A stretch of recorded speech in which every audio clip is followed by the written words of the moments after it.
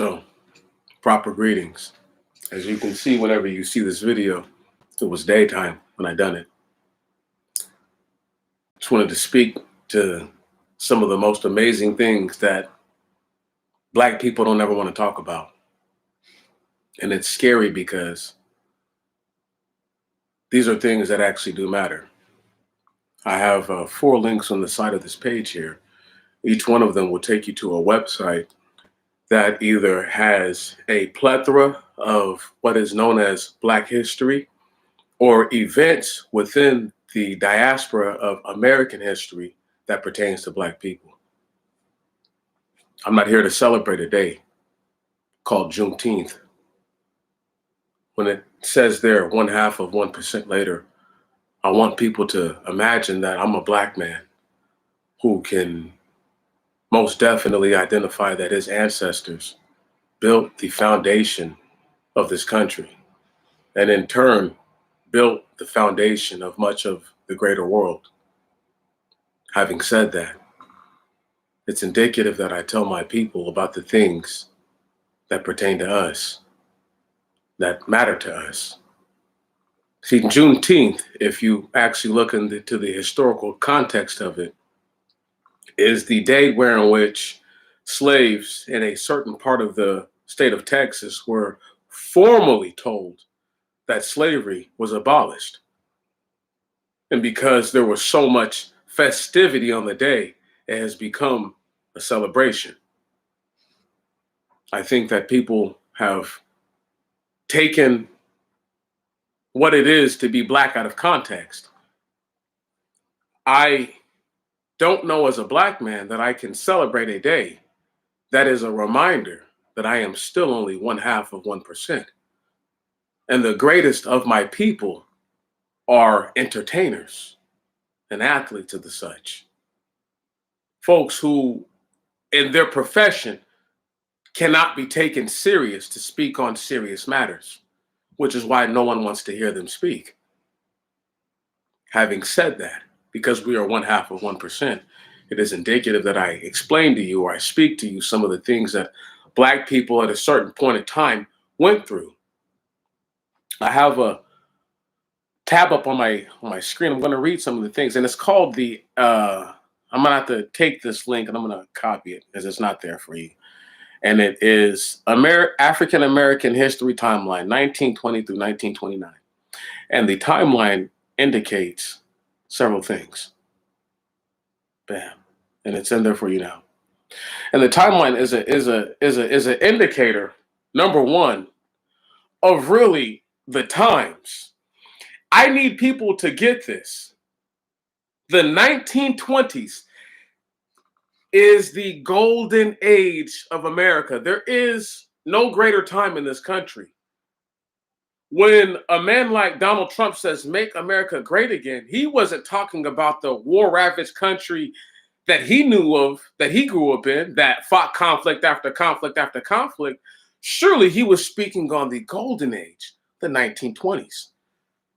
Often called the Roaring Twenties, is synonymous with the Jazz Age and the Harlem Renaissance. African American musicians, visual artists, and writers were able to achieve great fame and notoriety from their work during this period. Meanwhile, African American communities were ravaged following riots, and students were establishing fraternities and sororities on college campuses. 1920. Zeta Phi Beta, an African American sorority, is founded at Howard University. It's chicks, right? Oh, yeah, right. No doubt they're going to let the women do that first. February 13th, the Negro National Baseball League is founded by Andrew Bishop, Rube Foster, 1879 to 1930. 8 teams are part of this league. Now, let me just go ahead and stop right there real quick. Do you know that you have fellas like Jackie Robinson who would down the Negro League about how the buses would break down, how things weren't right, and it was like kind of janky? But people do realize that the reason why they got Jackie Robinson involved is because you had white guys who were going to the Negro League to try the work to find out that you can't even play with these brothers. Little things like that. We're going to keep it pushing. August 18th. The 19th Amendment of the U.S. Constitution is ratified, granting women the right to vote. However, African American women residing in southern states are barred from voting through poll taxes, literacy tests, and grandfather clauses. So I guess the fact that the country's still racist is a surprise to the people. August. They don't know. They couldn't verify when. This is Marcus Garvey, 1887 to 1940. Holds the first international convention on the Universal Negro Improvement Association in New York City. Stop right there. Stop right there. See, I always laugh because that 0.5% pertains to things like this right here. That if we are 0.5% of the wealth in our country, here in America, that's where we live, right? What percentage are the blacks everywhere else that they have to come here to put their message forth because our 0.5% is still more than what they have where they're from? Think about it. 1921. The first exhibition of African American artists is held at the 135th Street branch of New York Public Library. Artists such as Henry Osawatana are featured in the exhibit. January 3. The Binga State Bank is established in Chicago by Jesse Binga, 1856 through 1950. So this person lived almost 100 years. They lived 94 years. Nice stretch. The banking institution is considered the largest African American bank in the United States before the stock market crash in 1929. Listen to this. The Binga State Bank. I never knew about it, right? Obviously I knew about I've read about it, having read this beforehand. But when I say I never knew about it and people stress these, I need y'all to understand this. This is how you end up being 0.5%. Is because when you're the largest bank for black people and then you crash like everything else crashes, right? You go down too, and then you don't get the same government handouts, you don't get the bailouts, you don't get the love that everybody else gets. You got to pull yourself up by your bootstraps again. That's how it goes. March, Shuffle Along, written by Noble Sissel, 1889 to 1975, and U.B. Blake, 1887 to 1983. Both of them live fairly long lives, really long lives. The musical is considered the first major theatrical production of the Harlem Renaissance. Did you hear that right there? That's the first movement right there of the Harlem Renaissance, the first real big one, bang. March, Harry Pace establishes Black Swan Phonographic Corporation. The company is the first African-American record company. Prominent artists include Mamie Smith, Bessie Smith, Ether Waters. I need y'all to understand this. Black people were doing things back then. We weren't not doing nothing. And I just have a hard time believing that we were worth 0.5%. See, if I get to tell the story, you were worth a lot more than that. Which is why they had to do the Tulsa riots. But we'll get there reading this. Right on? Or do we skip past it on accident? Let me make sure I didn't jump. Yes, right, I did. May 31. There we go. No, I didn't skip past it. I just hadn't read it yet. The Tulsa race riots begin. When the riot ends the following day, an estimated 60 African Americans and 21 white residents have been killed. In addition to these casualties, the African American business district known as Deep Greenwood is destroyed. Listen to this. I need y'all to understand. How could you be 0.5% and you had things? They stole all your land, everything you had. And they want you to celebrate today. Celebrate the day where they were officially able to just take it all from you and you were no longer slaves. Right, so you can just give it to them. Slaves couldn't own patents. Remember, they had laws for this. Right, they had laws barring you from being able to own your own intellectual property. And yet, you think that you were only 0.5%. That type of thinking, that sort of thinking, It's why we don't have anything. And it's why we can't get anywhere. And it's not that, oh, we could do it all by ourselves. It's because they you believe you're working with less than what you actually are. And you're working with so much more. And that's why I'm like, prayer is so powerful. Because your ability to speak to the Most High God is stronger than another person's, but we'll keep it pushing. June 14th, Georgiana R. Simpson becomes the first African-American woman to receive a PhD in theology from the University of Chicago of Chicago, and I think it's supposed to be theology. I'm gonna look up that is. I'm gonna look at what that is. What is theology? One moment. A branch of knowledge that details with the structure, historical development, relationships of language or languages. Almost like a more in-depth version of like etymology. Only she deals with the way it's put together, not the actual where it comes from. The next day, Sadie Tanner Mossel Alexander becomes the second in economics from the University of Pennsylvania. Soon after, Eva B. Dykes graduates from Radcliffe. Now, I want y'all to understand this. Black women have always been able to go after and seek educations. What are they? What she was feeding herself, right? Her daddy and her brothers and them worked the land while they sought for her to get an education, so that way she would come back home and do things for her people. Basic. And because white folks don't see her as a threat like that, just don't fall for none of those white boys. That's the basic little things you had to tell your daughters. Don't fall for none of the okie dokes. 1922, the Harmon Foundation is developed to recognize and assist African American artists. January 26, the Dryer's anti-lynching bill, the first of its kind, passes the U.S. House of Representatives, in part due to the efforts of the NAACP, James Weldon Johnson, and Ida B. Wells.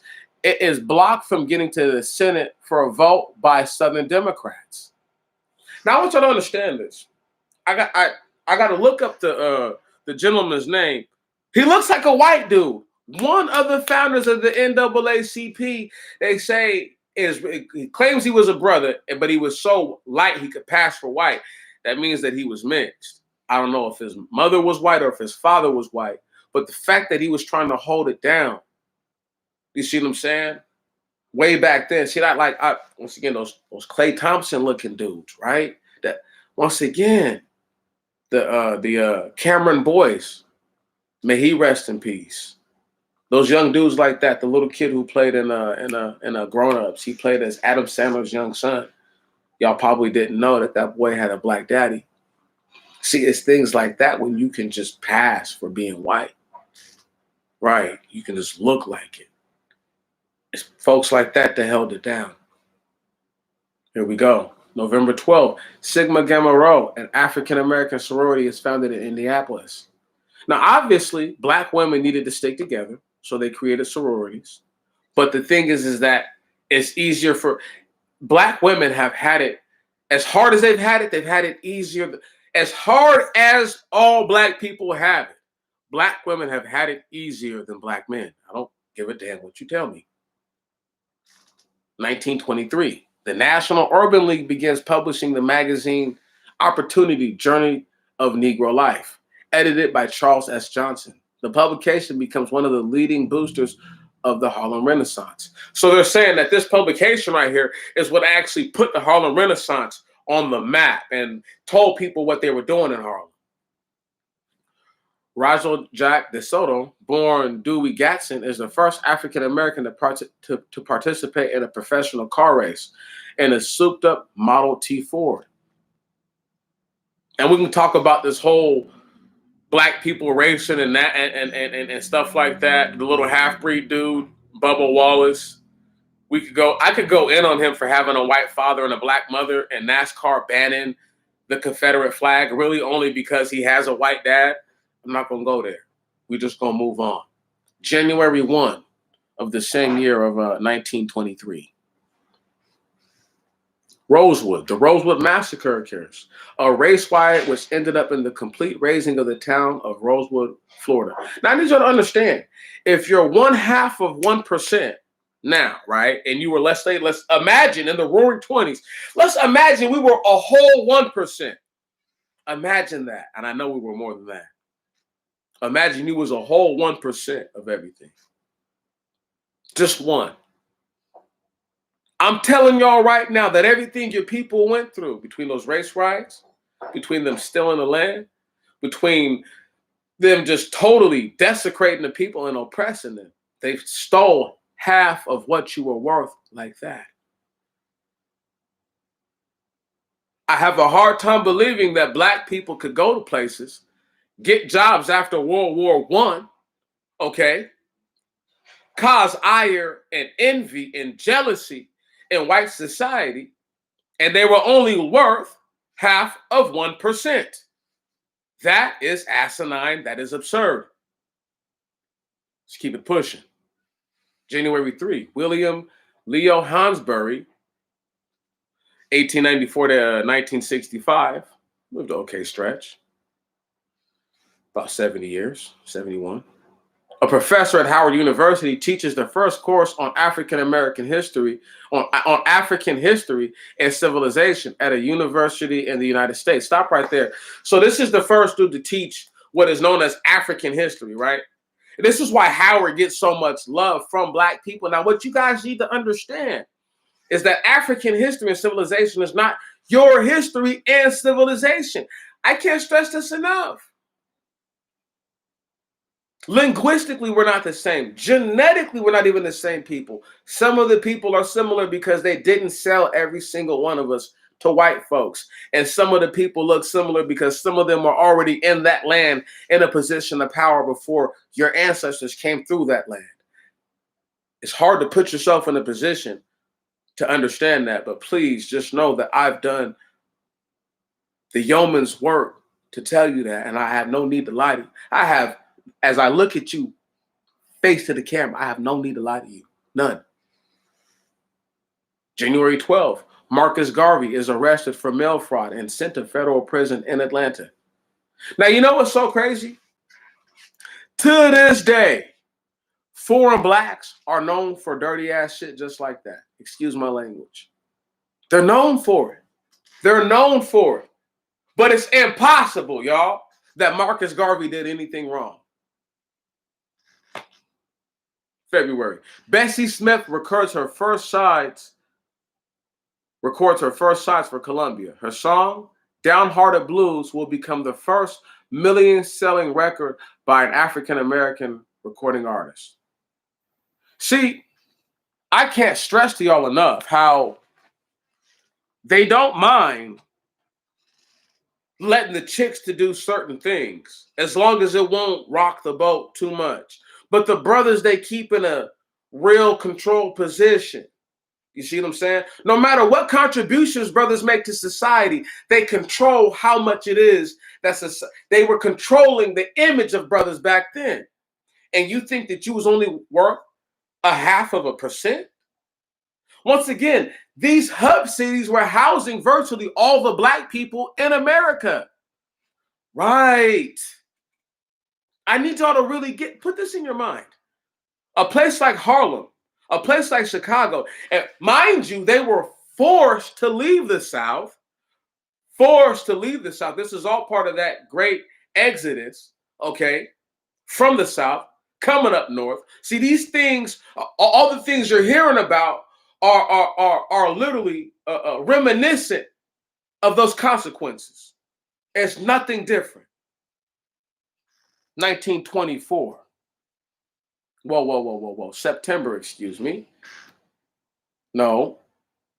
February 23, excuse me. In the Moore versus Dempsey court case, the Supreme Court, led by Justice Oliver Wendell Holmes, ruled that federal courts were duty-bound to review claims of mob domination of state trials and release 6 black men who had been convicted in an Arkansas trial. So stop right there.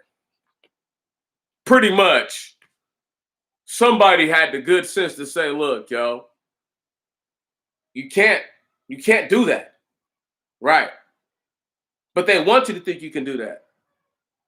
September, the Cotton Club opens in Harlem. Be mindful, y'all. There's some a marching band or something like that in the background I hear. So just, bear with me. November 20, Garrett T. Morgan patents the caution light, also known as the three-position traffic signal. Who knows how many lives he has saved? Garrett T. Morgan. Remember that brother's name. Understand, he is one of many former slaves, child of a former slave who became a great inventor. He is one of many. Once again, he is one of many who would not be recognized until a person would actually speak on him.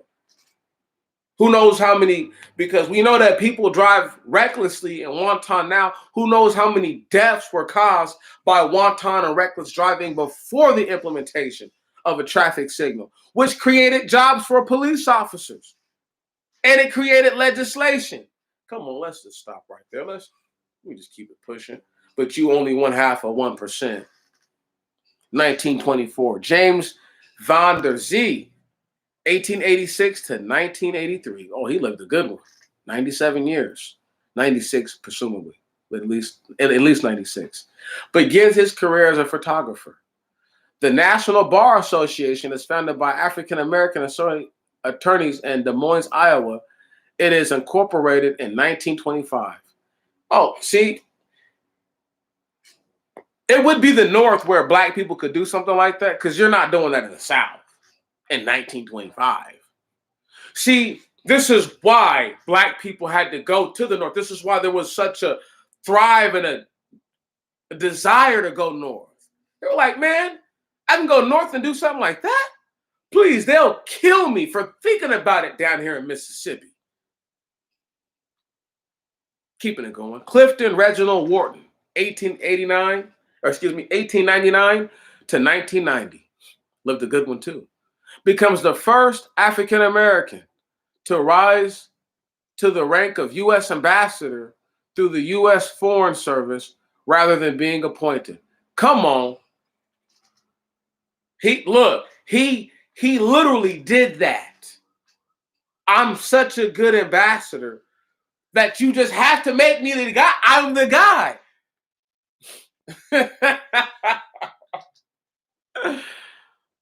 Whew. 1925. Alan Locke, 1885 to 1954. At least he still got some good years. Publishes The New Negro, an anthology featuring African American writers and visual artists of the Harlem Renaissance. Now, I need y'all to understand this need to call us African American and not want to call us black or not call us Negro or Afro people. See, they want to put this stigma that we're Africans on us so that way we can accept it. I'm not African. Wasn't born in Africa. I don't speak any African languages. I don't have any African sentiments. I feel for my brothers and sisters who were left in that God-forsaken land with the worst of the heathen on the other side of the spectrum. Can you dig that? And have had to fend for themselves. August 8th, 30,000 unmasked KKK march on Washington, D.C. Unmasked. 30,000, what they call race soldiers today. Push up on DC. Don't forget, y'all, this stuff really happened. August 25, 1925. A. Philip Randolph establishes the Brotherhood of Sleeping Car Porters and Maids.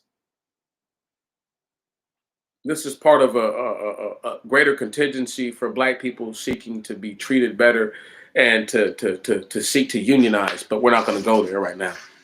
October, the American Negro Labor Congress, a communist-based organization, is developed to recruit and help African Americans fight racism and discrimination. Come on, listen to this. A communist-based organization. Now, I'm not sure if people knew this, but the commies were some of the first people to support Black people in their fight to get equality. Right, the Jews. Why is that? Because their underhandedness is to the white man in this instance is showing that they know what they've done. It's like some of them know that they're going to hell, and they try to do what they can to repent. And this is why the Messiah is like, I don't want the wicked to repent. I just want them to keep living their lives and to be wicked, so I can judge them in wickedness and not in repentance. 1926, Arturo Alfonso Schomburg sells his collection of books and artifacts to the Carnegie Corporation. The collection becomes part of the Schomburg Center for Research in Black Culture in New York City. Listen, he sells them, right? So listen. This is so that way people can become more aware of themselves. I have to do nothing like that. Nobody has to do anything like that. Here we go. Alfred Knopf publishes The Weary Blues, the first volume of the poetry by 24-year-old Langston Hughes, little gay dude who I don't understand why people celebrate Langston Hughes, but they always want to celebrate the gay black dudes. They stay. James Baldwin, that dude, hella gay. Once again, they always want to celebrate the gay dudes. What's his name? Civil rights dude. Y'all know who I'm talking about. Bayard Rustin. They want to try to, lionize these cats. I don't understand. The reason why I'm reading this to y'all is because I need y'all to understand, like, while y'all was living life, while your grandmama, grandpappy, great-grandmama, great-grandpappy was living their lives, right? Back in these days, there were people who were doing things on a day-to-day basis. And your people were going through what it seemed like a continuous onslaught of folks who wanted them to be back to being slaves and didn't want them to be anywhere close to equal. You had just left from being slaves. You're not equal to us. And I don't think black people understand the mindset of a white person who would have been operating on that mentality. But I'm going to give it to you like that, so that way it's not lost on you. February, Negro History Week. Negro History Week, commemorating the birthdays of Abraham Lincoln and Frederick Douglass, is celebrated for the first time. It was developed by historian Carter G. Woodson. I need people to understand Abe Lincoln is a passer. The reason why y'all get so mad, look, how would you feel if a dude like Klay Thompson was saying that he felt like white people were better than black people? You would feel some type of way. Of course you would. This dude, Abe Lincoln, had two parents, literally, one of them who we know has questionable genetics, being his father, okay? And his mother, who they just say was white and mixed with some kind of native. But they say that his father is some kind of Cajun, some kind of Creole. They tell you that. For what reason? So that way, when people go back into history and they look at some of the slander attacks on Abe Lincoln about them claiming that he was part Negro, come on, they better stop it. Foolishness that they come with, because they're children and they don't know any better. I don't blame them. I don't blame them. They tell you that Frederick Douglass had a white daddy. I don't know one mixed person that looks like this dude to this day, and ain't seen one that looks like that. But it's okay. It's okay. He had a white daddy. Sure. Sure. Y'all are something else. These niggas are something else. Got your minds all messed up.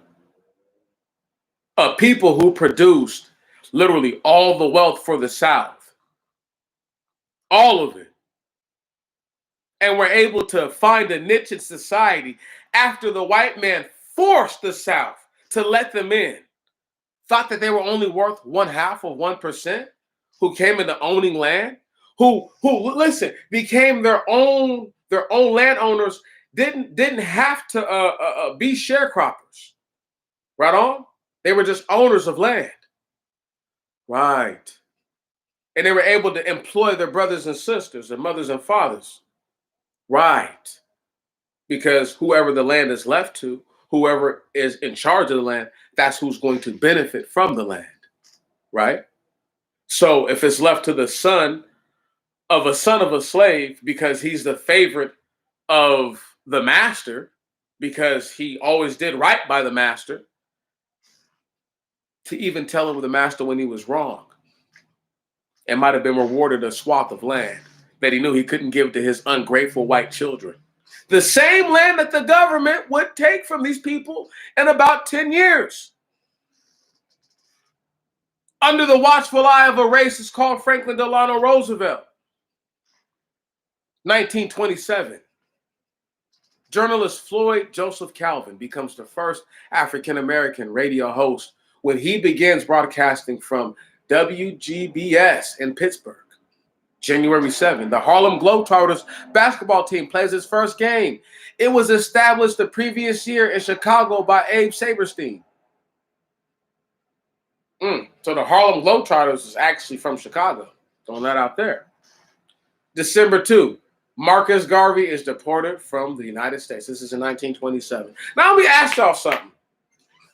For a black dude that was married to a white woman who's being accused of committing mail fraud, does he sound much different from the Nigerians that you deal with now? Or any of the other people from Jamaica or the islands or anywhere like that who are black and come here and get married to non-black women and do fraudulent activity? Just a question.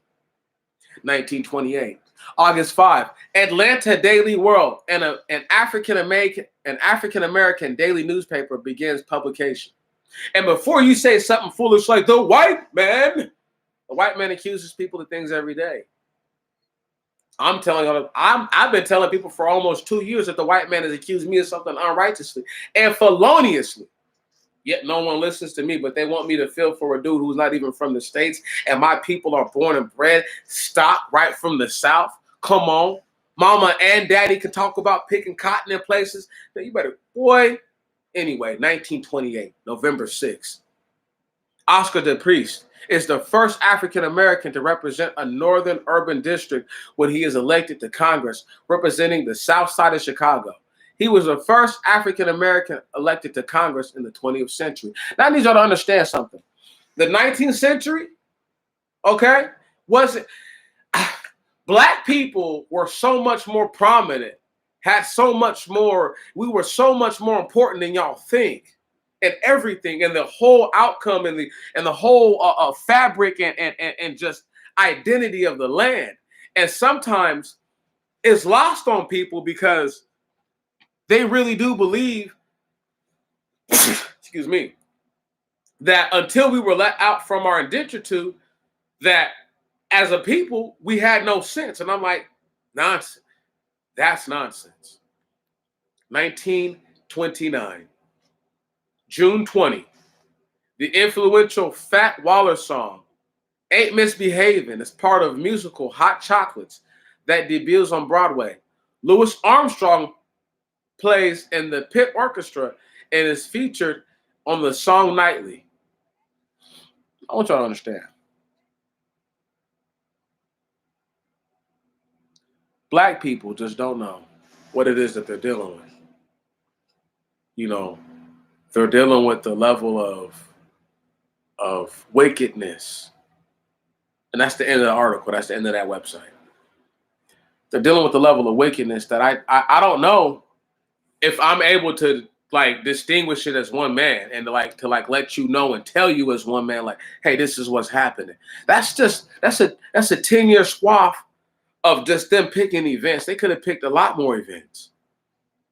But note that they picked more than one race riot, and note that they picked more than one instance where race is an issue. They could have picked all kinds of things that happened to black people during that time. But then you have to change the name of the article to the persecution of blacks in the 1920s.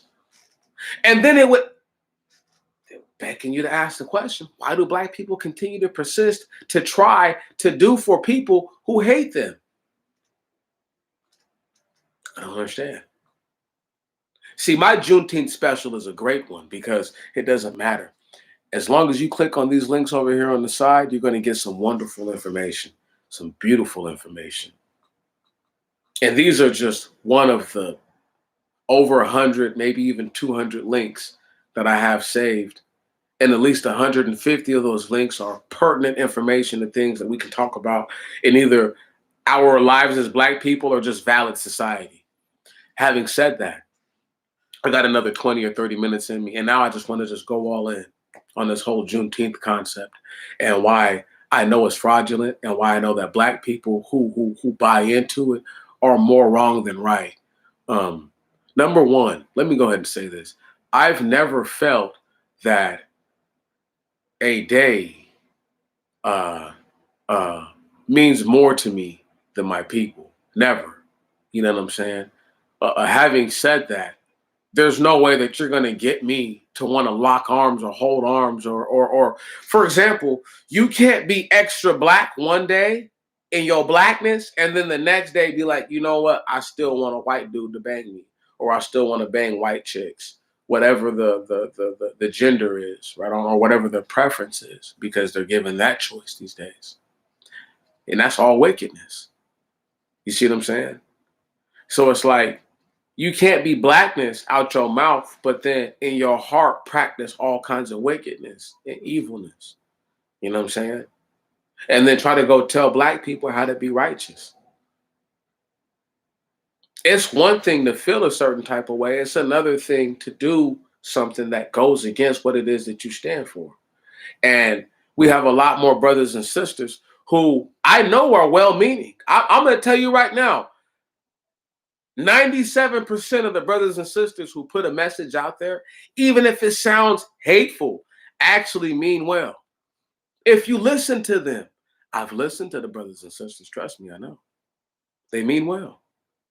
But the problem is that in their well-meaning, they may do something that is immoral or unethical as to what they preach and put forth. I don't want Black people to remember Juneteenth as the day that we got free. I want Black people to look at Juneteenth as a day to remind yourself that you were still just one half of 1%. And you were not always like that. You used to be much more than that. You were the backbone and the driving force of this country. And it is the reason why this whole world is in disarray, is because they have not respected you and they have not honored you as a people. Us as a people, they have not shown us anything. But I say you so that way you can feel that I'm talking to you right now, brother and sister, because for some odd reason, you don't think you're special, but you are. You're an important piece of this mission. What you do in your life dictates how another person acts and how they will conduct themselves. That is crucial. That is critical. So when you don't have it in you to be mindful, to show yourself your true history and understand what it is that you come from, and then say, you know what? I am more than just. I am this, this, and this. And when the people can truly see that that is something to be proud of, that you are more than just a former slave stuck in a land, a strange land, a stranger in a strange land, okay? You're more than that. You are a unique, peculiar, kind-spirited people who have yet to make themselves totally humble and to ask for all the right things from the God that you believe in, from the God that you know made the earth. That's the problem. And it's like a day like Juneteenth should just be a reminder of how out of touch we are sometimes. That until the war was completely over, those Black people didn't want to part ways with their masters. Did you hear me? Listen to me. Juneteenth is a reminder that until the war was completely over, those Blacks in Texas did not want to part ways with their masters. That's a fact. During that day of great festivity, I'm sure there was a whole lot of crying for massa that day. I shows don't want to leave you, boss. I shows love you. Me and all my children. Right. Right. But these are the same people who also inherited the land because they showed enough love massa. And the same people who had the land taken from them because they showed enough love massa.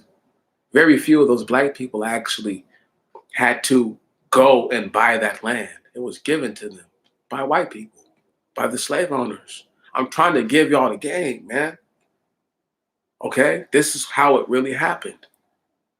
They were on plantations that black people had already established and worked on for forever. Why would you leave somewhere that's already blistering, where you already can grow food that you already eat and sustain your life at? Why would you leave there? That's childish. That's foolishness. But now they're saying that the understanding of life, that as we know it, as they knew it, came to an end. Right. Right. All of a sudden, white folks who hadn't actually treated black people so bad were now getting treated any kind of way by black folks.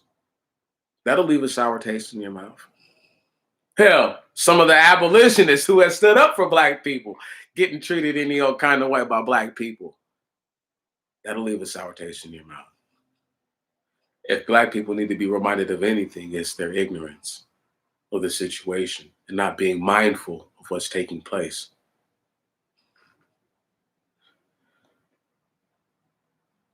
You know, because now I can speak to it. There's a young man. I can't think of his first name right now. It might be Daryl Wallace or something like that. But he's a NASCAR driver, right? He's biracial. His mother is black. His father is white, or white-ish, I should say. And and they say that he took a supposed stand against the Confederate flag, right? To speak against it. And I always find it awkward, that once again, now let's find now just listen to what I was saying about those, what we just listened about how they were more acceptable to black women doing things, right? Because his mother is black and his father is from the dominant society, and his mother's already somebody that the dominant society accepts, right on, as being a person who capitulates to their authority and their power. Him speaking up and them taking a flag out of NASCAR, what does that do? Does it make the people less racist? It might make them even more racist. This might be a ploy and a tactic from the highest level up. Right. And once again, for a half breed like him to say that, for his mother to speak for him and for him to not speak for himself, you're pathetic. Right on. Speak up as a grown man. Like the article that I read was his mother talking, not his own words. What? Right. They gonna lionize his mother, but once again, his mom sounded like a damn coon talking, and it was sad. It was sad because I'm like, man, these are the black women who black men are telling young brothers like me that we need to stand up for anyway, even though she's made a decision to go against her own people. That type of thing.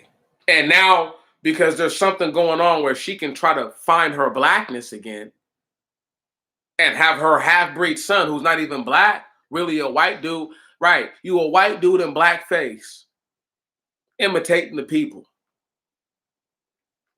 Now this guy gets to go around and act like he's a savior or a spokesman for black, because you sit in a car and drive around in circles, urinate and defecate on yourself, dog. You're not an athlete. You're not an athlete. Right. But somehow he's supposed to be like a black athlete speaking up. It's nowhere close to the same. But that's what white society wants you to believe. That's what they want you to think. That's what they want you to perceive.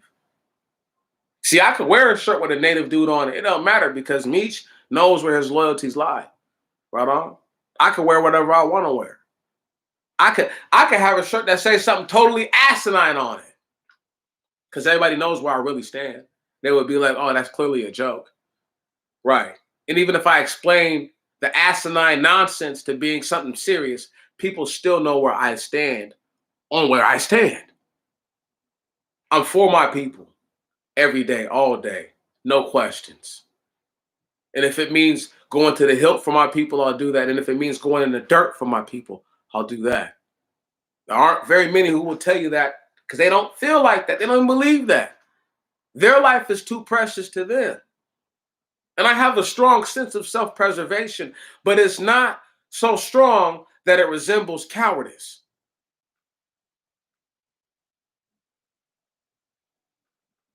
That type of thing, black people, I'm telling you, you can't let them to continue to preach to you that you are 0.5%. Something about that number ain't right. How could you be more than 0.5% in the state? Look, just think about the numbers for a moment. If you're more than 0.5% in the state, I don't give a damn. Listen, half of you could be unemployed. If the other half are working and spending money, how are you?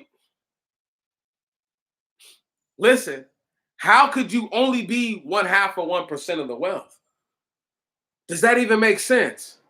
That's a tactic and a ploy to make us to feel less about ourselves. It's bullshit. It's complete, utter bullshit.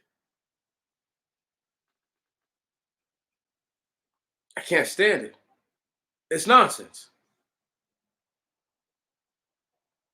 It's that type of thinking as to why black people will never stand up for themselves. Because they have no backbone. I'm here, I'm the backbone. If I'm all that, I'm whatever I need you, whatever you need me to be, I will be that for you. I promise. Because I will not let my people fail. Not while I live. It's easy for me to say that because I stand on what I say. I've given to this society what they've asked me for. They said, you cannot own firearms, young man, even though you're a veteran, you've committed no crimes, and you have not actually been convicted of a crime. Okay, I capitulate. I surrender that. In turn, I've become a formidable swordsman and a formidable archer. It's going to do what they asked me to do. Black people, I'm telling you. If they're telling you that you need to do this, you need to do this, okay, then do it. Do it to the best of your ability. Do what you can do. Don't do what you want to do what you can do. And do that to the best of your ability. Because that's the problem with people, is they're not doing what they can, they're doing what they want. And what they want, they're not fully capable of achieving and fulfilling. And therefore, they leave these voids and these gaps. This is why black people are being told that they're 0.5%. Brothers and sisters, I'm here to tell you that it's a matter of you believing in yourself, that you're worth something. Okay. If you don't think you're worth anything, then you're not worth anything and you're worthless. And that's terrible because I know you not to be worthless, but I can't convince you that you're not. I can't make you feel that you're something that you don't think you are. Does that make sense? So you have to give yourself that importance and say, you know what? I am it. The piece that I play and the times that are now is the critical part that I can play. And I should be humble and overtly willing to do all that I can for the part that I can do it for. Black people, if you sit here and you hold your heads high because you're able to feed your children every day, but when you see another black person on the street who's homeless, you either avoid them or you purposely dismiss their request, you're wrong. And you're the reason why we are 1/2, because you right. You're not whole for that. So once again, that whole to be made a whole percent, right on. It starts with us. It starts with one hand washing the other. It starts with you caring about your brothers and you caring about your sisters. I mean, I used to go in on dudes and chicks on either side of the spectrum, but I'm really the first guy that I knew to actually blame everything on guys. And now I hear this change in the tide. I've fallen back because I hear this vitriol towards men that I'm like, I don't hate my brothers. And nor do I feel that me speaking to them and trying to denigrate them is going to motivate them. I speak to my brothers with love and compassion and understanding, but at the same time, I'm fair and I'm stern. Same with my sisters. I do the best I can as the person that I am to do what I can. Some people don't do that. Some people they rest on their laurels of, you understand me to be this way, so accept it. I'm telling you right now that if your brothers and your sisters need you and you do not for them, you are wrong. I'm telling you right now that if the white man, the white woman, the Asian man, the Asian woman, the Hispanic man or woman, the Islander man or woman, the African man or woman, and all the other diaspora of people who believe that they are humans on this earth, if you could live in this land and watch my people suffer and do nothing for them, you are wrong on so many levels. And you are the reason why we are the 1/2 of 1% that you claim for us to be. It is impossible for me to believe that we are the greatest leaders on this planet, that we are the greatest at everything on this planet, literally, and that we're 1/2 of 1% of the overall wealth in the so-called greatest nation on the earth right now. It's impossible. It's impossible. It doesn't make sense. And Black people have yet to actually fully accept that and take that in. That's the L that they're going to have to hold forever and ever and ever until the Most High God comes back. That's the truth. That's Juneteenth, 1/2 of 1% later. Right, we're in no better of a position than we were at when our greatest of our ancestors were creators, and they were able to put forth the best of their minds and their abilities to this country to make it what it is now, to make the world what it is now. And the greatest of all American heroes, the greatest, George Carver. He is the greatest American hero. There is no question. He is the reason why you are here now. If your family comes from the South, he is the reason why they were able to eat. That man implemented crop rotation. He is a hero multiple times over, unmentionable. That man is going to heaven. I'm not sure if people understand that. He would have to have done wickedness. It's in what he would have to have done would be unfathomable for him to not make it to the realm of heaven. That man is going. That he is telling you, he could be the greatest man on this side of Moses. People are like, that's crazy for you to say that. I'm telling you. I'm just telling you what it is. So that way there's no mistaking. That Black man is one of the greatest men to have ever lived on this earth, period, bar none. That is a fact. And he is the greatest American hero. He is greater than any man in the annals of this history of this country. And people have a hard time hearing me say that the greatest American hero is a Black man who never fired a weapon, as far as I'm concerned, and never stole a life, as far as I'm concerned. Showed how to nourish life and to cherish it, so that way you could not create life, but I don't know how to wait. I don't know what I want to say right now, but there's a word that I'm looking for. But he did that. He did all that, and he will never be thanked enough by the living when they can go get a tomato, lettuce, and cabbage, eggplant, celery, and carrots, Their plums and their peaches, their apples and their oranges, their limes and their lemons, their ginger, you see, their onions, you see, their potatoes, you see, their garlic, right? The shallots, everything. All that they're able to do. The rhubarb, the spinach, the greens, you see what I'm saying? Their peppers, all of it, brothers and sisters. That one man, what he done, helped the whole world to do that. It was never like that before him. When you see it in the movies that it's like that, that's a lie. It's fake.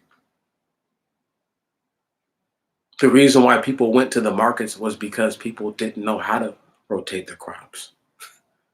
Right. If white man knew how to do crop rotation, then George Carver he would be a nobody in history. Would nobody even know about him? It's that sort of thing. It's that sort of thinking. It's that type of mentality that black people have got to get rid of. It has to be eradicated. Otherwise, we won't live. We won't live long enough to see the Most High God come through and destroy these evil, wicked heathens, and to give us the power to walk up out of this land with all that is owed to us righteously, and in all the lands that our people are withheld unrighteously and against their will. Juneteenth does not mean a day that we were set free. It is not a day to celebrate. It's a day, just like every day should be, to remind yourself of the dire situation and circumstances that we face as a people. I cannot be more serious than I am now. This is as serious as I can be. No laughing, no smiling, no joking. Just telling you what it is because this matters that much to me. I've told my people that something bad, something terrible is coming. I pray to God that they stand down and that I'm wrong. But they have proven me right time and time and time and time again. So I just pray that you pray for these people. You pray for our people and all those that are within our people, who are not our people, who seem like our people, who look like us, but are different. Pray for them too, that they may open their minds, to open their hearts, to receive that what they're doing right now is not right. And they're going to doom us all to destruction. That is a fact, brothers and sisters. I lie to you not. If you think that Juneteenth is a day that you should celebrate and you should be happy, happy for what? Celebrate what? Your people are still oppressed. Your people are still murdered by the worst of the heathen. You are still in a land where in which all the things that your ancestors have done, they're not even equivalated to being acknowledged. So for a man like myself to so-called celebrate, I would be a fool. And that would be wanton and destructive in nature. I love you. I really do. With everything that I am. I promise I love y'all. I really do. These other cats might tell you that, but they don't really love you. They love it when you pay them. They love it when you guys help them pay their rent and their mortgages. They love it when you guys help them pay their bills. But I love you undoubtedly regardless. And I've always loved you. And I will never not love you. Even in the worst times, even when I speak harsh words, trust me, I still love you. I promise. But those that I hate them. And they know that I hate them. And I won't change my hate to love for a person who deserves nothing other than death. Having said that, the greatest thing that have ever happened has happened this week in a very long time. And a man announced charges against a racist killer, a murderer, who deserved every scintilla of the charges that he got. And the charges that he was rendered were the type of charges that I had encouraged to be implemented against one Derek Chauvin. But it seems that this brother, I don't know if the message got out. I don't know if it's just, the 100 to 1 monkey theory. Right. But you go for the highest thing, then you just keep tacking it on. You're not getting away. You're not going to get away from all of this. Right. Right. Because if I'm the prosecutor, I'll file a mistrial. You know what I'm saying? You know what I mean? Right. We'll look. We'll get the venue changed if I'm the prosecutor. I'll get a different judge. I'll do all that. You see what I'm saying? If I figure that the people here won't uphold justice, I want damn near all black jury. That type of thing. Won't be half and half. Nah, and it ain't gonna be five black women and one black dude. No, we're talking five black dudes and one black chick. And you can go get six old crusty dusty white men for all I care. And let's see what happens. See, I'm him. Like I said, the road to capital punishment. Look for the video. Look what I explained. Look how I put it out there. And then go back and look at how this man was charged with these crimes in Georgia. And tell me your boy couldn't have been a real dang. I could have been one of the coldest, y'all. Telling you, could have been one of the coldest prosecutors or lawyers, and a land full of wickedness. So the Most High God saved me from myself, I guess, huh? Because I'm telling you all right now, detective number one doesn't play that. And I can see it all coming. My dot connecting ability is second to nobody's. Second to no person that lives on this planet. Okay? I just don't have all the resources, and I don't even need all the resources. I still keep up. Just let me keep connecting the dots. I promise I will keep you informed the best I can to the things that I know that people should be told about. Some things I hold near and dear to the vest because I know that the people aren't ready and they won't appreciate it. And I'm sorry if you feel that you would appreciate it and I should tell you, but I can't. When the time comes and these things are revealed, then I shall reveal them and I shall share them with the people. But until then, brothers and sisters, I have enjoyed every scintilla, modicum, iota of your time. I appreciate you. I love you. I salute you. And I tell you that have a blessed week. And may next week be better than this week. And may tomorrow be surely better than today.